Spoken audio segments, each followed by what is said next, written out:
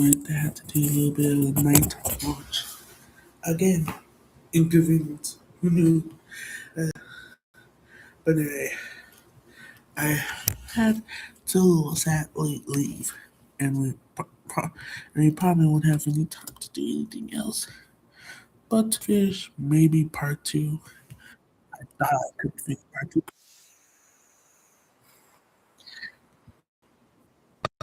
Honestly, I shouldn't even try. Rediscovered I might. without our oversight. To that effect, a new set of policies is being implemented across the Hydra and Nietzsche projects, effective immediately. I want to be like the one watching with all of you. These include wide-reaching and technical measures to ensure the absolute safety of cognitohazardous imagery, including new data storage policies, and the strict forbiddance of their usage outside of security contexts, e.g. for cheap demonstrations. We must ensure consistent and continuous enforcement of these new policies foundation-wide. Therefore, the mathematical core of the Berryman-Langford agent is henceforth reclassified as SCP-9001, and all new security measures are implemented as its containment procedures. The inciting disaster will be documented as Incident 9001-1 and will be kept on file in full detail, accessible to all, such that we never lose the awful context that necessitated these measures. Production of cognitohazardous imagery will continue at Memetics research site Romero 5. Now, I will take over Samantha Hughes' position as site director. As Romero 5 is therefore responsible for containment of SCP-9001, it is now a dark site. All remote communications between Romero 5 and other Foundation sites are strictly forbidden. The security of SCP-9001 is paramount. We will accept no compromise. Site Director Ava Berryman. We will accept security of SCP-9001 is paramount. We will accept no compromise. Site Director Ava Berryman, Project Nietzsche Head Researcher, authorized by 058. Following this announcement, communications with Site Romero 5 ceased. I think if we were looking for a way Berryman might benefit from that presentation going wrong, we found it. 7 years later, I think if we were looking for a way Berryman might benefit from that presentation going wrong, we found it. Communications with Site Romero 5 ceased. I think if we were looking for a way by 058. Following this announcement, communications with Site Romero 5 ceased. I think if we were looking for a way Berryman might benefit from that presentation going wrong, we found it. oh, 7 years later, in August of 2025, Protected Site 7 received its quarterly FCI package from Romero 5. During routine validation of its contents, Waldor.aic broke from protocol and initiated the deletion process on all newly received files. Through SCIPnet access, the AIC initiated the site's lockdown procedures, setting the site on high alert. An all-clear notice was declared, and Waldor was isolated from SCIPnet. Though it had purged the majority of the package, a small selection of FCIs remained within the database. Of those remaining, none had been marked by the AI as possessing cognitohazardous imagery. One is described as undulating branches in a chaotic weave, colored in orange hues. Writhing, squirming, twisting in a specific pattern in varying shades of reaching a pattern. No effects are noted within the image. In another image, Waldor wrote that fear is a negative emotional response to active/perceived threats or impending danger, suspected to have arisen as a form of survival mechanism, such as conditioning living organisms to avoid heights. For a third image, it just wrote, dead region, over and over, although the footnotes state that this unit is unable to ascertain the specifics of the image. This unit is unwilling to process this image further. Fear is an evolutionary response. Fear is exclusive to living organisms. Pattern is safe for human viewing. There are no effects noted within the image. There is no audio embedded within this image. This unit cannot hear them screaming. This unit has fulfilled its intended purpose. And this unit requests cessation. Waldor would not respond to questioning regarding its decision-making and unauthorized destruction of Foundation data. It was the prevailing belief among technicians that the AIC had likely suffered an integer overflow during image processing, interrupting its internal logic, evidenced by its inability to engage in dialogue beyond repeatedly requesting its own termination. Following a conference with the O5 Council to explain the false alarm, REZA Director Maria Jones was authorized to open a line of communication to Berryman's team to inform them of the FCI mishandling and request a resubmission of their quarterly findings. There would be no response to this, or subsequent hails from Site 01. Satellite imagery of the site grounds would reveal the presence of additional facilities and building extensions that were neither authorized nor accounted for. We're then told that Site Romero 5 has been So now they're realizing that they probably fucked up. designated as SCP-9001-A and has been assigned Keter class. That brings us to the subsequent document, which informs us that an exclusion zone has been established 3 kilometers from the event horizon of SCP-9001-A, which is enforced by an array of Scranton reality anchors. As of this writing, the local supply of anchors has been exhausted. Agent Troy Lament has assumed the role of General Commander of Task Forces in the region, with operatives from MTF Eta 10, Theta 90, Epsilon 11, and Zeta 9 being assembled into special teams for exploration of the zone. MTF Iota 10 is tasked with diverting civilians from the area, and MTF Nu 7 is enforcing the perimeter by carrying out a controlled burn of the forest within the zone. Living organisms attempting to cross the reality anchor boundary are to be summarily terminated. The remains of any affected life forms are not to be taken for research purposes. Should the area of effect expand beyond the exclusion zone, an all-hands notice is to be issued worldwide in preparation for a ZK-class reality failure scenario.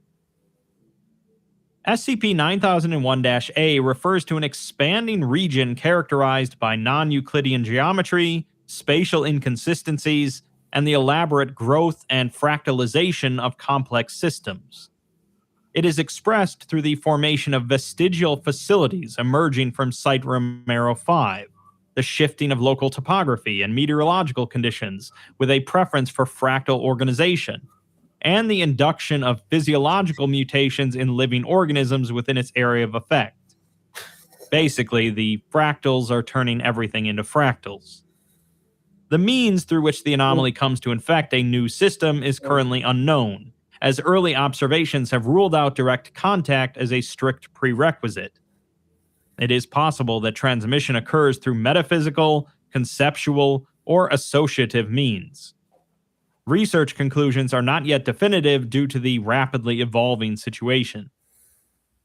It came to the attention of the wider Foundation following the first-hand experience of Special Operative Saunders, who was deployed to investigate the state of affairs following loss of contact with Dr. Berryman's team. She was chosen due both to her immediate locality, having been embedded within the police force of a town about 10 kilometers away, and her personnel's CRV rating that would allow her to bypass protective cognitohazards embedded into signs posted along the sole access road. The video log opens with the camera sitting in the passenger seat of Saunders' vehicle. She shifts around a bend, and a look of confusion crosses her face before she hails command. She asks them to double-check her positioning to confirm that she's on the correct path, and it's verified that she is. She rolls her eyes, as the access road was purported to be a direct line, whereas her current path is taking her down a long road with a subtle curve. Command notes the discrepancy and asks Saunders to relay any peculiarities regarding her surroundings, but only notes that the road itself is in disrepair, with overgrown foliage and weeds encroaching on either side of the blacktop. It is as she's explaining this to Command that she trails off, leaning forward with a confused expression. The flurry of trees begins to slow until the vehicle comes to a complete stop, before Saunders puts her helmet on and exits the vehicle. From her perspective, it can be seen that thick, gnarled root systems of surrounding trees have fully disrupted the roadway, causing it to fracture and splinter, with one nearby root growing around and dislodging a deer crossing sign. It appears as if the road had not been used in decades. After a brief deliberation, it's decided that Saunders should continue on foot. Without the rumble of the vehicle's engine, the near silence comes into focus.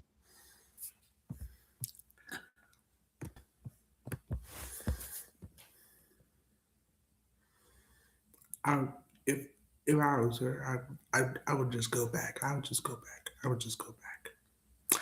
I can always smell the death signs. The death signs. I can always smell it. I'm a little too dark. Just if you can't go in the car, if you can't stay in the car.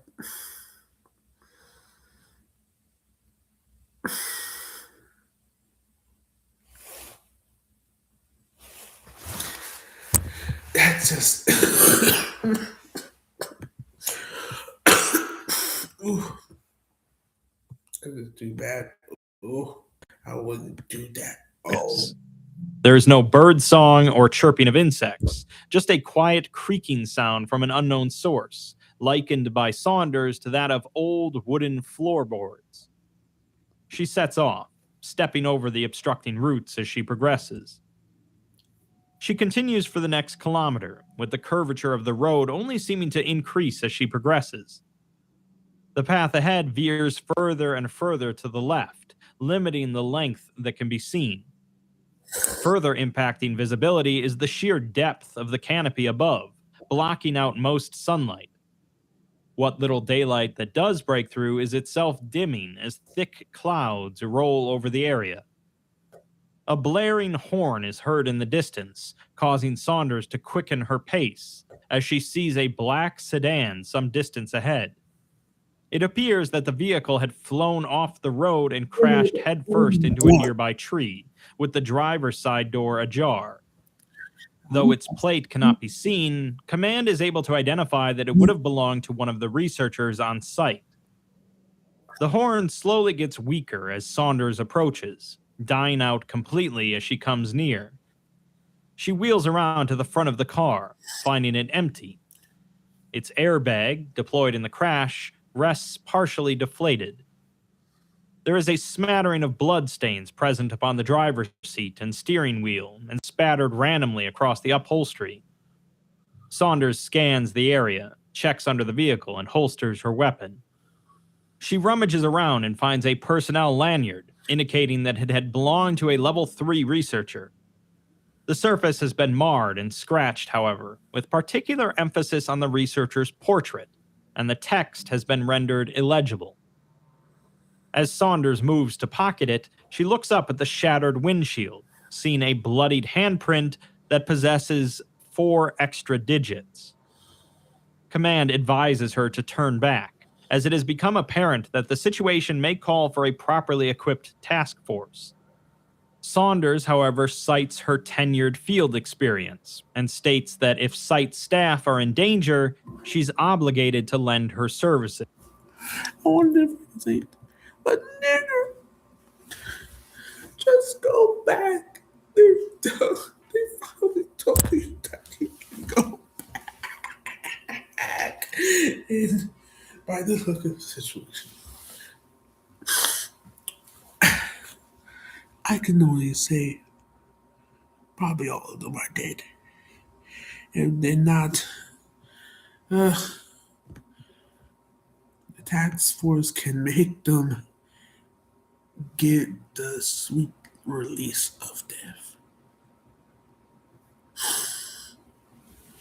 So, I'm sorry that I'll be. Thank you. immediate run away. Run away. Run. Command moves to notify Site 01 as Saunders rushes ahead down the road, and a low fog begins to sweep the area. The curvature of the road steepens the further she travels, becoming stark to the point that it appears as if Saunders is running in a circle. The fog also increases in intensity, obstructing visibility and causing her to nearly trip over unseen routes across the road. As she comes around the next bend, however, the thicket of trees begins to recede, and she faces Site Romero 5. The air is thick with occluding fog, and all that can be seen are silhouettes of buildings with lit windows. From the woods behind her, she hears a pained cry of a deer, but she ignores it and continues past the chain-link perimeter fence. There is a low rumble that shakes the area, sending Saunders to the ground. She looks up and sees the silhouette of the nearest building contorting and extending, forming a branch that connects to a separate facility. Bright pinpricks open up along the length of this new addition, quickly widening and taking the shape of new windows. The earth continues to quake as buildings further off in the distance repeat this process. Just as suddenly as they started, the shifts come to a standstill, and Saunders shakily stands up. The complex before her, moments before a scattering of various facilities, seems to now be a single continuous complex.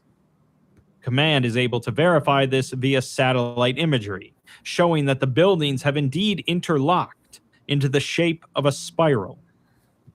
Saunders finally admits that the current state of affairs is beyond her ability to personally resolve, and decides to find a capable off-road vehicle rather than traveling back on foot. She convenes with Command to find the site's vehicle bay, sneaking off counterclockwise around the site and sticking close to the perimeter fence. Dark shapes within the site cross in front of the windows, and Saunders doubles her pace. With assistance from Command, she is directed to approach the contiguous structure. There is a large garage door on the face of the wall here, and Saunders swipes the keycard she found on the keypad beside the door. The door begins to raise, but Saunders swears loudly as its heavy, metallic rattling harshly breaks the silence of the site grounds. From somewhere out of frame, there comes a deafening, protracted noise with the cadence of an air raid siren. It is distinctly human in origin, a blending of many voices that rise and fall in a cacophonous wail. This better not be Siren Head, I swear. Saunders curses again, dipping. But everyone's trying to sneak in Siren Head. It's not a SCP. Underneath the door. The interior of the vehicle bay is well lit, with rows of personal vehicles lining either side of the chamber. She rushes past a vast... That thing that was, was it SCP or was it... It was the creator, the Siren Head thing was it's not an SCP. In order, if it was an SCP, it would have loose copyright protections that would protect its property. But Siren Head is the private copyright property of creator David Hanson or something like that. You can Google up his name. And you can watch this. Google it up, please. Majority of the fleet, composed of modern, top-of-the-line models, and enters an older model Jeep near the back. She begins hot wiring the vehicle, and the sound... Okay, honestly, even me. I'm gonna say, I want to know the name. Siren Head's creator.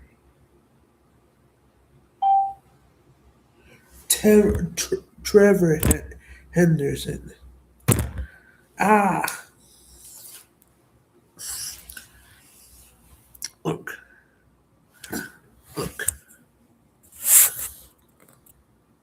You can see. Of course, the thing on the top was the dirty AI Google stuff. So, but you can't get it. But anyway, let's go back to the video. I Of don't. her haggard breathing is drowned out by a shrill wail closer than the first. She manages to turn on the engine, excitedly shouting, and peels out of the parking space just as the door at the end of the garage bursts open. She does not turn to see what has entered. She navigates out of the garage and into the fog-laden site grounds. Dark, roughly humanoid shapes can barely be made out as she speeds through towards the entry gate. As she slows to align with the access road, the vehicle is struck from the side. Glancing over her shoulder, a human arm can be seen latched onto the back of the Jeep. A second arm rises above it, followed by a third. Each reaches farther in, sprouting many clasping hands that find purchase and work to pull the entity aboard. Saunders turns her focus to the road ahead and blindly fires off 3 shots from her sidearm, which elicit an inhuman shriek. She steals a glance backwards, seeing that the creature has been dislodged. She grunts with satisfaction, turning back ahead, only to find herself rapidly approaching a massive shape in the middle of the road. Her headlights fall across a furred hide a half second before she crashes at speed into the beast. She is ejected from the vehicle, striking the ground and rolling several times before coming to a stop. From her position on the ground, the bulky frame of a deer becomes visible. It struggles to bring itself to stand on its 6 legs, and a pair of heads, each encumbered by a complex tangle of antlers, weakly cry before the creature collapses, dead. Command calls out to Saunders several times, but she's unresponsive. After a moment, however, she coughs, groans, and turns herself over. A sharpened end of a bone now juts from her left leg, and she screams as the bone can be seen to shift, splitting. I'm doing something in the background of the computer just to maintain stuff. We're in the crunch. Boom. Yeah.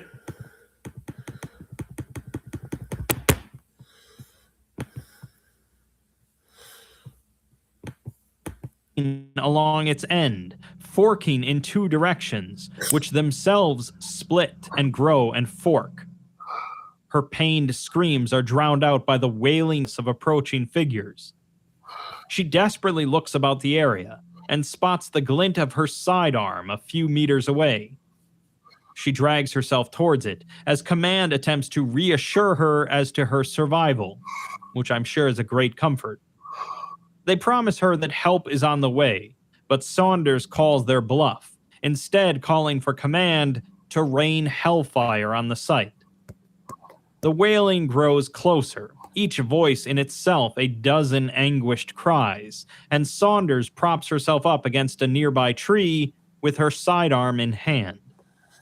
Humanoid figures emerge from the fog on either side of the Jeep, cast in full silhouette against its headlights. Nothing more than their incomprehensible shapes can be made out, such as torsos that split into multiple trunks and too many arms extending from a single frame. All of them converge on Saunders as she raises her weapon and places 2 shots into the closest figure, dropping it. The third shot misses, taking out one of the Jeep's headlights, and a rapid trio of shots strike yet another entity, but doesn't halt its advance. Hazy outlines resolve into clear figures as they close in. The face of the nearest figure, draped in a lab coat, opens a maw encircled by many rows of overgrown teeth and lets out a wail. Its dozen hands point towards the camera, its finger flowering with new digits, and there comes a final gunshot. The feed falls to the ground, and the remainder of the footage captures the ground as Saunders' body is dragged back towards the site. Emergency containment procedures would quickly be established following the receipt of this footage. Initial attempts at an aerial assault on the facility were thwarted by hostile life forms, leading to the loss of 12 members of Nu 7. Well, this certainly seems like one of those classic nuke it from orbit repeatedly scenarios, but the Foundation is generally a little squeamish about pulling the trigger on that. It sure seems like Berryman might have suffered from a bit too much success at making effective cognitohazards, and things got a bit away from her. We'll find out how exactly the Foundation plans on dealing with this scenario, and with Berryman and Langford, in Part 3.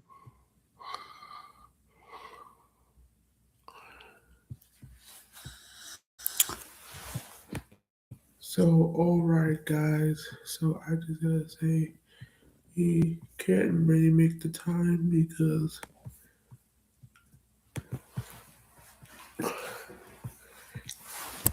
this video was already very long enough. And we had to double speed it in order to finish it tonight. It's an hour and 12 minutes longer. It's basically like the rest of those two combined. Oh, actually, the rest of those two combined would be like 10, 12, maybe 20 minutes longer, but no, probably 10. But still, that's pretty long. So sadly, we can't do everything.